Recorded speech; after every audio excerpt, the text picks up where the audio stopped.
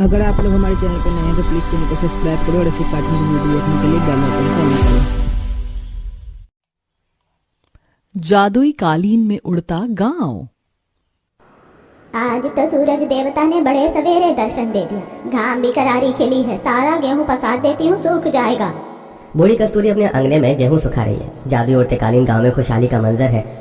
पक्षी चहचहा रहे हैं, आसमान में बादलों का डेरा छाया है। कुछ किसान खेतों में फसल काट रहे हैं और कुछ नई फसल बोने के लिए हल जोतने में जुटे हुए हैं। बच्चे जादुई उड़ता कालीन गांव के खुले मैदान में खेल रहे हैं। मैं कहती हूँ रुक जा चिट्टू के बच्चे, मैं तुझे पकड़ के लाऊंगी, तो मैं पकड़ कर दिखा मुझे। सभी बच्चों को भागते दौड़ते देखकर बुजुर्ग कस्तूरी मंजरी सरला से उल्हाना देती है।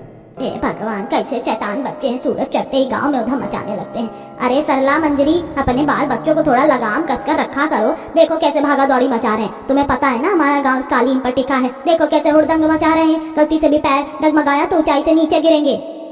अरे कस्तूरी काकी, बच्चे हैं तो खेलेंगे ही। अब क्या बच्चों को ओखली से बांधकर घर में थोड़ी जकड़ देंगे। और हमारे बच्चों का बाल भी बांका नहीं होगा, क्योंकि हम जादुई उड़ते कालीन गाँव के निवासी हैं। हाँ काकी, अब तो आप भी गांव के रंग में ढल जाओ, क्योंकि अब तो सारी जिंदगी जादुई उड़ते कालीन गांव में ही रहना है।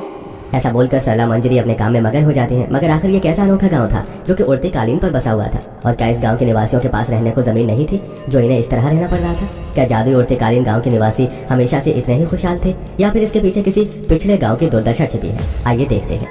जहाँ मधुपुरा गाँव के सब पुरुष कोयले की खान में और महिला ईंट भट्टे में तपती धूप में आग में ईंट बना रही है। हे राम जी, जेठ की दोपहरी ने तो शरीर झुलसा कर रख दिया है। ऊपर से आग में ईंट बनाने में प्राण निकल जाता है। सचमुच कस्तूरी काकी, इस बरस तो हमारे मधुपुर गांव में भीषण गर्मी पड़ रही है। मेरा तो प्यास के मारे गला सूख रहा है। पसीने से बेहाल महिलाएं, जिसमें से कुछ गर्भवती हैं, कुछ बुजुर्ग और कुछ बाल बच्चे वाली हैं, बच्चों को सुलाकर ईंट बना रही हैं। दोपहरी में चलती लू भरी हवा में धन्ना सेठ छतरी में बैठा फल खा रहा है। वाह भाई वाह, गर्मी के मौसम में ठंडे ठंडे फल खाकर मजा आ जाता है। कितने मीठे लीची नारंगी हैं। आहा। ऊपर वाला जाने हमारे गांव के भाग्य कब बदलेगा। कब तक हमें इस जगह धन्ना सेठ की गुलामी करनी पड़ेगी। ये गुलामी तो सारी जिंदगी भर के लिए भाग्य में लिख गई है काका। इस धन्ना सेठ ने हम गरीब गांव वालों के पास कोई रास्ता नहीं छोड़ा है।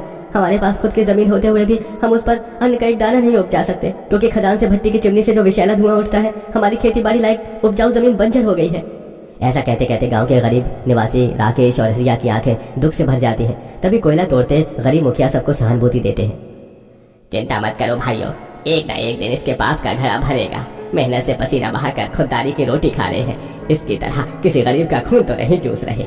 मधुपुर गांव के निवासियों की दिनचर्या ऐसे ही शुरू होती है। गांव पूरी तरह पिछड़ा हुआ था। कच्चे रास्ते, सूखे तालाब, यहाँ तक कि रोजगार का भी कोई साधन नहीं था। इसलिए पूरे गांव को मजबूर होकर धन्ना सेठ की भट्टी और खान में काम करना पड़ता है, जिससे उसे तो खूब मुनाफा होता, मगर गाँव वाले गरीबी के दलदल में और भी ज्यादा धंसते जा रहे थे, जिसके कारण हर साल गाँव में भूकंप आना था, जिसमें पूरे गांव के घर उजड़ जाते। गांव वाले फिर से अपना गांव बसाते थे, जबकि सेठ अपनी बड़ी कोठी में शान से रहता। सांझ ढले सब अपनी दिहाड़ी लेकर अपनी झोपड़ी में लौटते हैं। सरला, जल्दी से रोटी बना दो, बहुत जोर की भूख लगी है।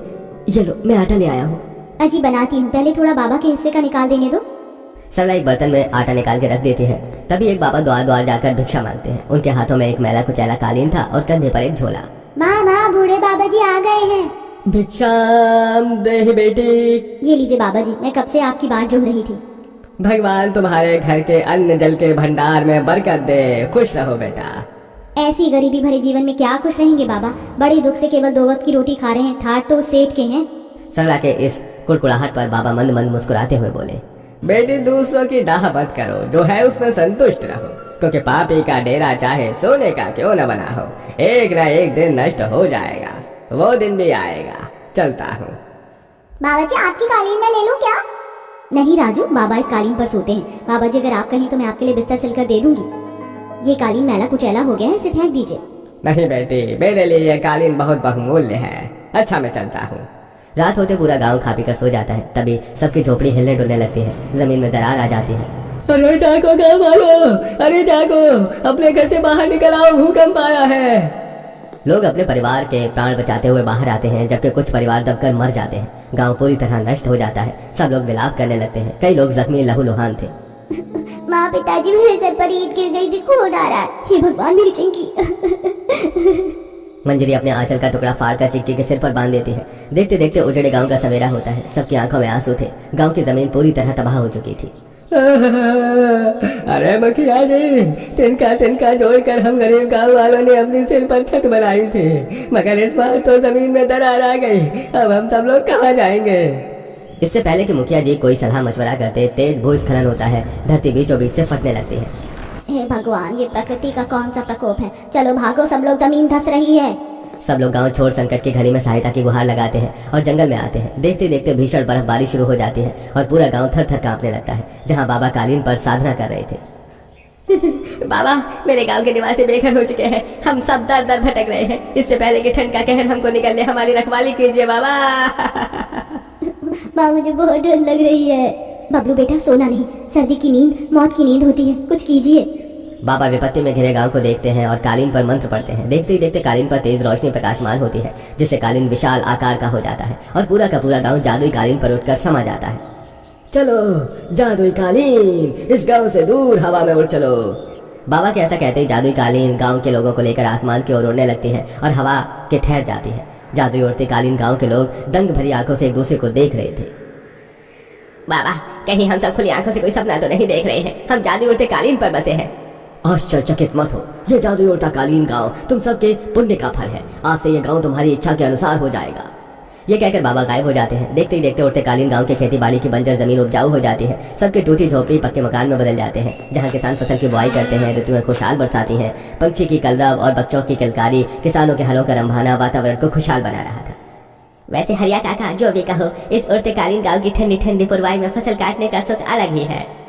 राकेश, और दिन भर की मेहनत के बाद रात में ठंडी ठंडी ताजगी और शुद्ध हवा बयार में सुकून भरी नींद आती है। सालों के बाद हम किसान इस साल फसल का पर्व अपने जादुई कालीन गांव में धूमधाम से मनाएंगे और पेट भर कर पुआ पूरी खाएंगे। अंत में पूरा गांव खुशहाली से पर्व मनाते हैं और एक दूसरे के साथ मिलकर बांट कर खाते हैं और उड़ते कालीन गांव